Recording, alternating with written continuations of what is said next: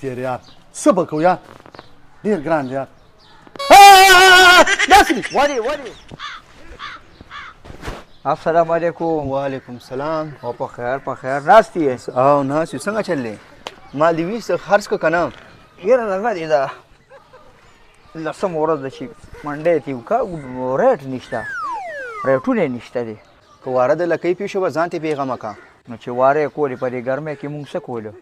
زه خو چې لاړ شم فقیرالله د 1500 روپو د ګوړې شربت هملته وڅښم نو دونه تاوانونه ما ولې کولې 1000 روپۍ ورځ غوټه هلته زه لګوم په منډی کې اوس به مې پخوا خرڅ کړي واره نه کوي که نه.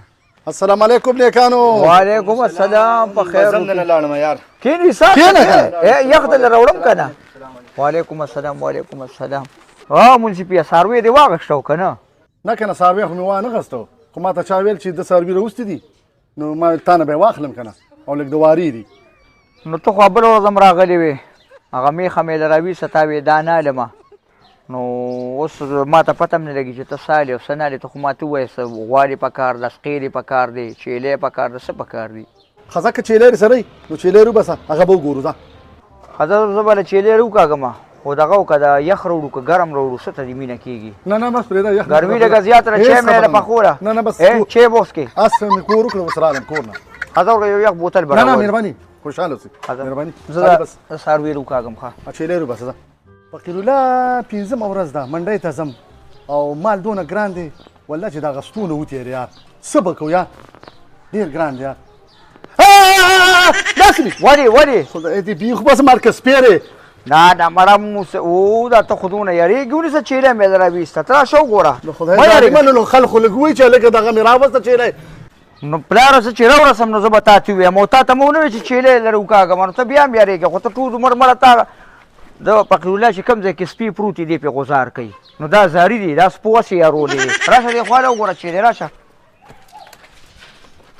یو منډی نه ستړې راوړو مړه یو څه پلانجو دی راشه وګوره. ته بچه چې اواز یې نه دی وګورو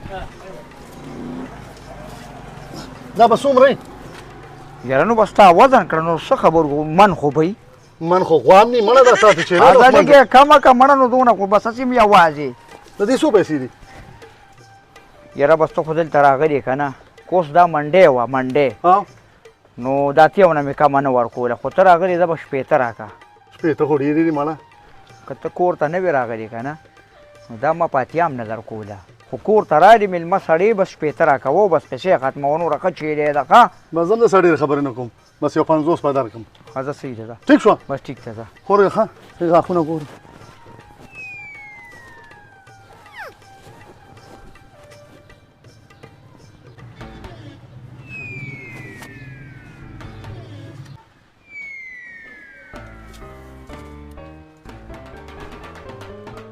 دا ته څه کې څه کومه خو غاښونه یې ګورمه ښکرې ګورمه چې مات خو نه دی لکه یې ګورمه چې کټ خو نه ده زه پکې عیب ګورمه چې قرباني به کېږي که نه به کېږي.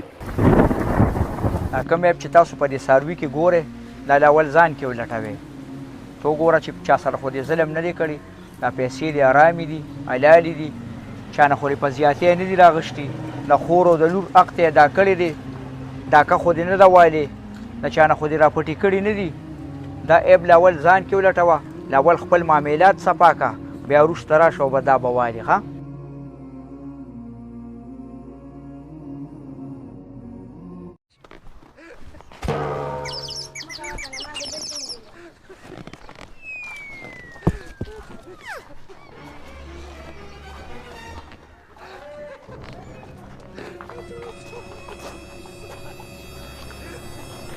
السلام علیکم. وعلیکم السلام. روکې د فقیرالله دې کور کوم ځای دی؟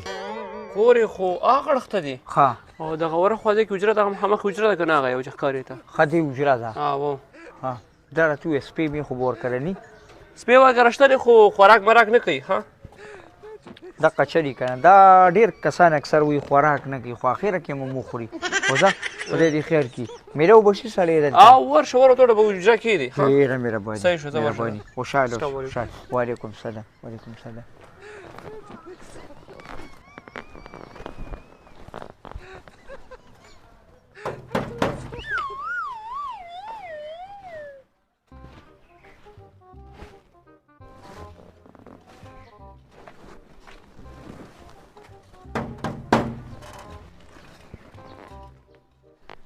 غرمه خو ده خو سړی به په خوب ورغلی نو داسې مجره ده دنده به وشومه